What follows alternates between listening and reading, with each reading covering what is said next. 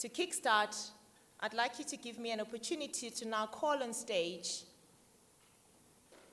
the engineer behind this conference, the founder and CEO of Nkonki, our second black woman chartered accountant in our wonderful country, South Africa, the Businesswoman of the Year nominee of 1996, the African Women Chartered Accountants, Woman of Substance of 2005, who has grown Nkonki from a one-man partnership many years ago to a 19-partner strong, 300 staff or complement across the country firm.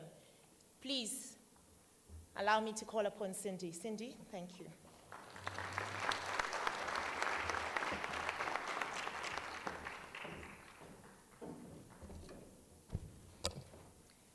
Thank you, Sindi. Ladies and gentlemen, there are some interesting facts about me and Sindi that you need to know. First of all, we share the name. As you know, we both Sindi. Secondly, we share the profession because we are both chartered accountants. And thirdly, we light in complexion and we wear glasses. So when people talk, they say, no, I met with Sindi, whatever. Which one? No, the one who's a CA. No, I know there are two, but which one? No, the one that's light in complexion. With glasses, yes, with glasses, then two people believe they are talking about the same Sindi, and yet it's different Sindis. And then the other sad part is that 5 years ago, we both lost our mothers at the same time, which was quite sad. That was just a week apart. And a year later, we both had baby girls. So it's a mystery we just don't understand to say, how is it happening? But it all started with the naming, we believe. Back to the business of the day. Ladies and gentlemen, let me start with honoring our keynote speaker, the JSC president, Ms. Nikki Newton-King. I know she doesn't like me to say she's the president, but you know, once I get to know that someone is a president, I latch into that. Then once they demote themselves into CEOs, I'm no longer part of that. So I still honor her as the president of the Johannesburg Stock Exchange. Distinguished guests, ladies and gentlemen, I am really humbled and I feel honored and privileged to be welcoming you this morning. And ladies and gentlemen, we understand you have your hectic schedules, but you chose to spend the next 2 days with us. You have sacrificed your work, and you have come here in order to sharpen your soul and be able to improve your effectiveness back in your work environments when you go back on Monday. And ladies and gentlemen, I would like to be given permission to extend special welcome to the delegates who are coming from out of town. Because when we initially started the conference, we thought it was for the Gautengers, but we realized that the reach and the spread and the need is right across the country. And at this stage, I would like us to welcome the delegates who are coming from the Free State Province, from the Northern Cape, from the Eastern Cape, Western Cape, Northwest, Limpopo, KZN, and also from beyond the borders of South Africa, from Swaziland. We really express our sincere gratitude because in addition to them sacrificing their work schedule, they had to sacrifice their family time. They had to turn their backs from the comforts of their family environment and to be here. And to us, this is a sign that they are really committed in making sure that they utilize the next 2 days in enabling themselves to be more sharper back in those environments. And as Nkonki, being the host of the conference, we are committing to you that the program that we have over the next 2 days will make all this worth it for you. Ladies and gentlemen, can we give our out-of-town delegates a big round of applause? We are also pleased as a firm that this year the conference has attracted interest across a variety of sectors. We've got representatives from state-owned companies, from provincial governments, from national departments.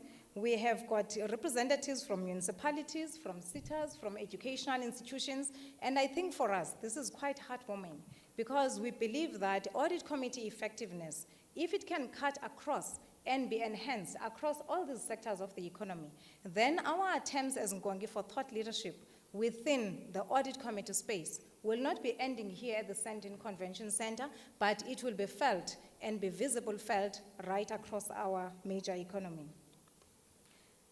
And the theme for this year, as Sindi has mentioned, is that we want to power audit committees towards effectiveness.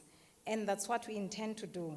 How we've actually structured the program without getting through the detail of it, because you all have the detail in your packs, is that we had to ask ourselves, what are the 8 steps that you require in order to be sure that you're moving towards direction of enhancing the effectiveness in the space that we are in? First of all, we had to make sure that audit committees will be reminded about their role. And when we remind audit committees about their role, we're not talking about audit committee membership only, but also the supporters of the audit committees, the other functions that are making the external audit function to be effective. So the reminding about the role, it's something that we'll be achieving. Secondly, you might know your role, but you might not understand how important it is and how critical and significant it is. And therefore, we focus on the second step, which is more on making sure that the audit committees that are actually here, they understand the importance of their role. And audit committees need to understand the context in which they operate, which is why then we've got the Institute of Internal Auditors and the Institute of Chartered Accountants also participating in the program, because they will help us to understand the context. Also, ladies and gentlemen, there is no way you can improve your effectiveness if you don't understand the perceived shortcomings about what you are currently delivering. So we do have some speakers that will be highlighting the perceived shortcomings that are currently there or viewed to be real when it comes to audit committees. Audit committee effectiveness has to be defined, which is why we've got a definition of effective audit committees in the eyes of the CEO, in the eyes of the CAE, and in the eyes of an external auditor. Because unless we know that we are pleasing the users, the beneficiaries of audit committees in a particular way, we might not be able to understand the gap. And also, we also have the Institute of Directors, CEO, Ms. Anse Ramalo, who's going to be talking to us about how we can break down those barriers towards effective committee membership. Corporate failures, we all have to learn from them. Audit committees can only learn. There are lessons to be learned. Hence, we have a session that will be dealing with how we can sit back and reflect on the corporate scandals that we know of, but we never drilled deeper to understand what role could the audit committee could have played better in actually minimizing or detecting that at an earlier stage before it actually exploded.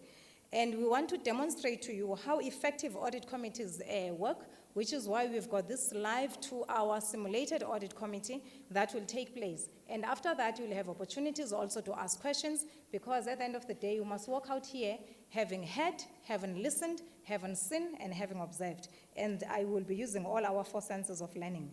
And by the end of the conference, effectiveness is a continuous game. The 8th step is that as a firm, we have created a platform that is called an Audit Committee Support Center, which will help to create a network amongst audit committee members and provide on-the-job guidance. Because at the end of the day, you can go to a training session, you go back, but you're dealing with a particular issue in an audit committee that you don't know exactly how to best deal with in an effective way, and therefore we're creating a safe environment, and it's a virtual center, it's in the web, where you can log in, put in your question, and then you can get an answer from an advisory committee. But I will be spreading those details later on when we're actually formally introducing the program to you. And as Sindi has indicated, our journey towards thought leadership, I think it's been a long one. But when we stand here, when we started 19 years ago, we remember that we had nothing to offer except to build some expertise and to gain some experience. And you, ladies and gentlemen, are the people who supported us when we had nothing to give. So it really pleases us to reach a stage where we know we can bring together the people who have actually developed us and be able to plow back through thought leadership as we are starting now in the thought leadership space. One of the favorite quotes that we used to love when we started our practice, not started when we were about 5 years, we realized that there was transformation, there was BE, and it has supported us, it has built us, and we are very grateful. And we used to say, we are not what we used to be, but we are not yet what we ought to be. Through Black economic empowerment, we have found our way to where we are, and it is BE that will continue to lead us where we ought to go. And ladies and gentlemen, with our thought leadership and our commitment on the good to great journey, we have changed that quotation for our benefit and for your benefit. Now it says, we are not what we used to be, nor are we yet what we ought to be. But through thought leadership, we have found our way to where we are, and it is thought leadership that will continue to guide us to where we ought to be. And by us committing and living by that quotation on a daily basis, you as our supporters are able to benefit from the thought leadership that is actually coming and hopefully be able to resolve some of the issues that we are facing on a daily basis. And you know what is nice about thought leadership? Sometimes you don't have to pay for it. You go to the website and you are able to get it. On the conference bags that you have, we've got a couple of publications that we've done as a firm. We would like you to make time, read, because they will empower you with knowledge. And if you think you are the only ones who have to read those publications because you attended the conference today, I would like to give you the information that will show the opposite. We download our website statistics every now and again. And the last stats indicates that our website is really proving to be resourceful. In August alone, our conference web pages have been visited for more than 722,000 times, just 1 month of August. And the information that has been downloaded is not only downloaded in South Africa in gigs, but we were shocked to see that people from the US, they visit our site, they download documents, people from the UK, from Canada, from Australia, from Germany, some of the countries I didn't even know they existed because I dropped geography as standard 5. But now I'm starting to learn, okay, we've got followers, we have got readers in all these other areas. So at the end of the day, you are joining a group of people that are there, that are getting the service, and we are proving to be resourceful because as part of our vision, we would like to be resourceful to those who are actually supporting us. And I can say at this stage, in declaring a conference open, I've got a motivational speaker called Mr. Les Brown. He really keeps me going in the times of difficulty because he's got a sense of humor. So I learn a lot from him. So when I say to you, ladies and gentlemen, it has been a plum-pleasing pleasure to welcome you this morning, then I'm using the words of Les Brown. And on that note, I would like to declare this second annual Audit Committee Conference open.